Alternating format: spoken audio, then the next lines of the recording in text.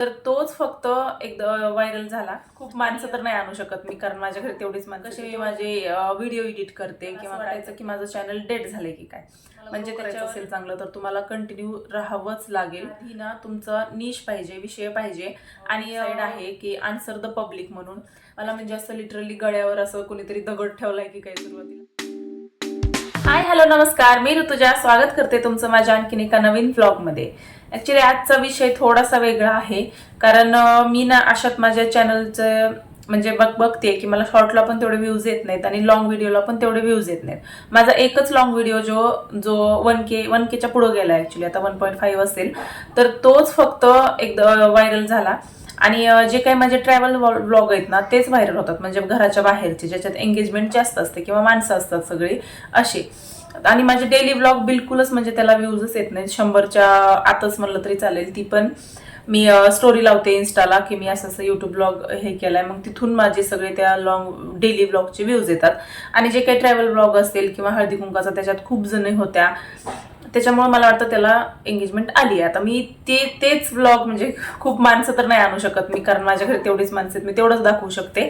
पण मी असं ठरवलंय की आपण जेव्हा ट्रॅव्हल करू किंवा खूप बाहेर जायचं असेल किंवा फंक्शन असेल आपल्या घरी काही, किंवा काहीतरी नवीन करणार असू घरी, जेव्हा सगळे असतील तेव्हा मी डेली ब्लॉग करेल, किंवा बाहेर गेल्यास मग ट्रॅव्हल ब्लॉग करेन. आणि मध्ये आधी जे काही असतं की मला करायचं असतात, आठवड्याचे 3 ब्लॉग, मोठे ब्लॉग व्हिडिओ जातात माझे, मग त्याच्यासाठी मी असे इन्फॉर्मेटिव्ह व्हिडिओ जेव्हापासून मी युट्यूब चालू केलं, मग मला काय काय अनुभव आले किंवा कसे मी माझे व्हिडिओ एडिट करते किंवा काय करते, हे सगळं मी तुमच्यासोबत शेअर करत जाईल. आणि ह्या 4-5 दिवसात पण मला असं झालं की आता डेली ब्लॉग म्हणजे रोज रोज रुटीन तेच व्हायला लागलं. आणि मी काय नवीन तुमच्यासोबत शेअर करणार आहे जर तेच आहे रोज, तर म्हणून मलाच ते बोर व्हायला लागलं. तर बघणार आहे ते कसं बघणार आहेत ना, त्याच्यामुळे म्हणलं आपण काहीतरी नवीन ट्राय करूया. आणि आज मी तुमच्यासोबत तेच शेअर करण्यासाठी आली आहे. आणि मला आता चॅनलला तेवढे व्ह्यूज नव्हते, म्हणून मला असं वाटायचं की माझं चॅनल डेड झालंय की काय, म्हणजे त्याच्यावर व्ह्यूज येत नाहीत. म्हणजे कोणी म्हणतं ना की, आणि पहिले माझ्या चॅनलवर कॉपीराईट होते, 2-3 होते. ते मला एक जणीने सांगितलं की असे कॉपीराईट आहेत तुझ्या चॅनलवर, मग ते मी ते काढून टाकलेत.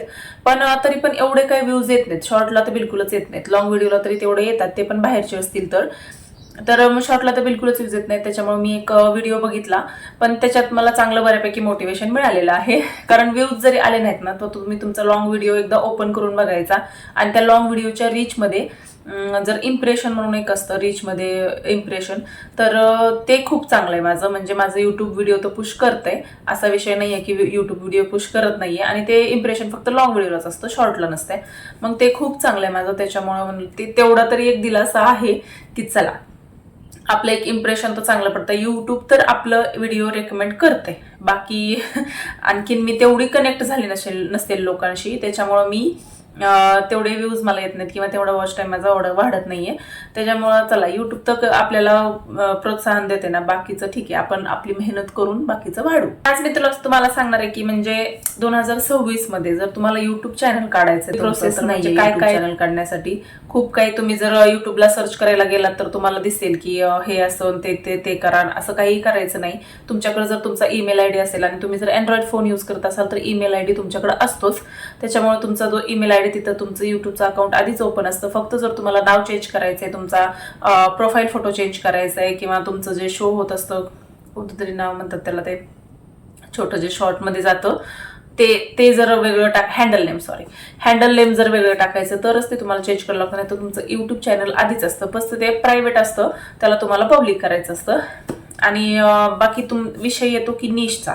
आणि मी पण जेव्हा पण मला म्हणजे सुचत नाही ना की मी काय करू, आणि आता मी असे ब्लॉग करते की मी माझ्या लाईफस्टाईलवर ब्लॉग करते, त्याच्यामुळे मला मिक्स कंटेंट टाकायला जमतो. की मी हेअर केअर टाकू शकते, मी स्किन केअर टाकू शकते, मी मला नवीन कपडे आणले तर टाकू शकते, किंवा मी मेकअपचं दाखवू शकते, मी काहीही दाखवू शकते. कारण माझं तसं माझी लाईफमध्ये मी काय करते ह्याच्यावर मी ब्लॉग बनवते, त्याच्यामुळे मला सगळं काही दाखवता येतं. पण तुम्ही जेव्हा तुमचं चॅनल सुरू कराल ना, तेव्हा म्हणजे तुम्हाला आधी तुमचा निश पाहिजे असेल. निश म्हणजे तुमच्या चॅनलचा विषय. कारण तुम्ही खूप असं मिक्स कंटेंट टाकू शकता. म्हणजे सुरुवातीला तुम्ही मिक्स कंटेंट टाका, नंतर ज्या कंटेंट लोकांना आवडेल किंवा ज्याला व्ह्यूज जास्त, ज्याला एंगेजमेंट जास्त आहे ते तुम्ही कंटिन्यू करू शकता. पण तुम्हाला तोच विषय निवडायचा ज्याच्यात तुमचा इंटरेस्ट असेल, कारण आपल्याला हे कंटिन्यू करायचंय. कंटिन्युटी ह्याच्यात असणं खूप गरजेचं आहे, कारण हे खूप दिवस जर तुम्हाला ग्रो करायचं असेल चांगलं, तर तुम्हाला कंटिन्यू राहावंच लागेल. कंटिन्युटी सगळ्यात महत्वाची की आहे युट्यूबमध्ये. ते एखादेच असे लकी युट्यूबर्स असतात जे की येतात आणि 2 महिन्यामध्ये सक्सेस होतात. असं एखादंच असतं, ते लक असतो त्यांचा. बाकी तिथून पुढे ते मेहनत करतात. पण खूप जणांना, म्हणजे 90% जणांना तर आधी पूर्ण मेहनत करावी लागते आणि नंतर त्यांना त्याचं फळ मिळतं. आणि युट्यूबवर ग्रो होणं एवढंही सोपं नाहीये, कारण आपण आपल्या स्वतःचं बघा की आपण युट्यूबवर कधी जातो, जेव्हा आपल्याला आधीच माहित असतं की आपल्याला युट्यूबवर काय बघायचंय, तेव्हा आपण युट्यूबवर जातो आणि ते सर्च करतो आणि ते बघून वापस येतो. तसं इंस्टाग्रामचं नाही. आपण जस्ट असं इंस्टाग्राम उघडतो, इंस्टाग्राम आपल्याला जे दाखवलं ते बघत बघत राहतो. त्याच्यामुळे युट्यूबवर ग्रो होणं थोडंसं डिफिकल्ट आहे. म्हणजे एकदा पण ग्रो झालं ना, की एकदा लोकांच्या नजरेत आलं, किंवा एकदा लोकांना तुमचे बोलण्याची स्टाईल आवडते, किंवा तुमचं राहणीमान आवडते, लाईफस्टाईल आवडते, जे काही असेल ज्याला लोक तुम्हाला कनेक्ट करू शकले, तर नक्कीच तुम्ही ग्रो होणार आहात. त्याच्यामुळे युट्यूब चॅनल उघडण्यासाठी तुम्हाला आधी ना तुमचा निश पाहिजे, विषय पाहिजे, आणि तुम्ही ह्याच्यासाठी हेल्प घेऊ शकता गुगलची. हो, कारण गुगलकडे एक असं वेबसाईट आहे की आन्सर द पब्लिक म्हणून. म्हणजे तिथं जेवढे काही पब्लिकने प्रश्न विचारलेले असतात तेवढे गुगल सेव्ह करून ठेवतो प्रत्येक कॅटेगरीचे. म्हणजे माझं डेली ब्लॉग आहे तर माझं डेली ब्लॉगचं असेल, किंवा कोणाचं लाईफ म्हणजे वेगळं काही असेल, ट्रॅव्हलचं असेल, कुणाचं टेक्निकल असेल, काहीही. म्हणजे आता आपण स्वतःच बघा ना, आपल्याला साधं सेंटीमीटरचं मीटर आणि मीटरचं सेंटीमीटर करायचं असलं तरीही आपण गुगलला विचारतो.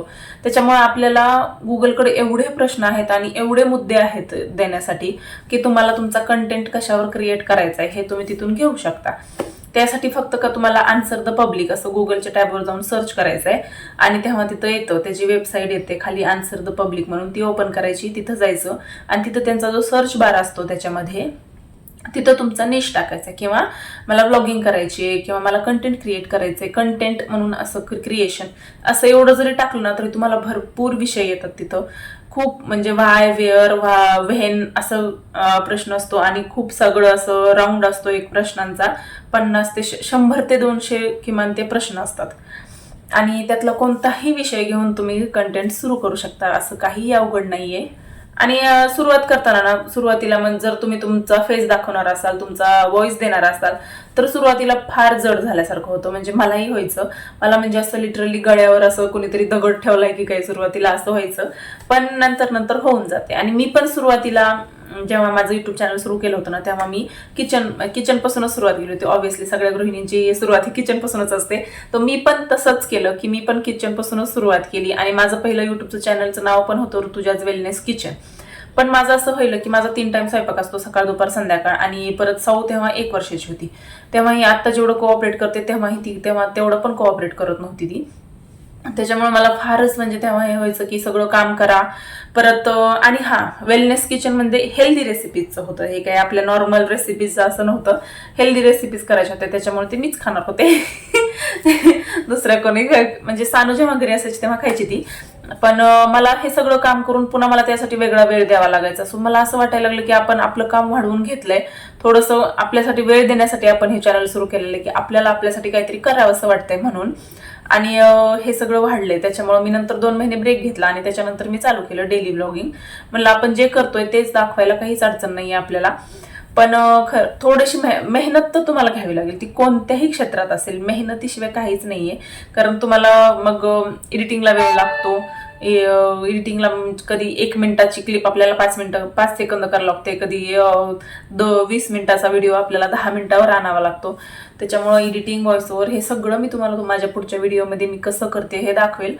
पण तुम्हाला जर तुमचं युट्यूब चॅनल सुरू करायचं असेल तर सगळ्यात आधी तुम्ही तुमचा विषय निवडा, थोडासा विचार करा, वेळ घ्या, सर्च करा की कोणत्या विषयावर सर्च करण्याच्या ऐवजी मला असं वाटतं की तुम्ही खूप इंटरेस्टेड असाल तो विषय सुरू करायला.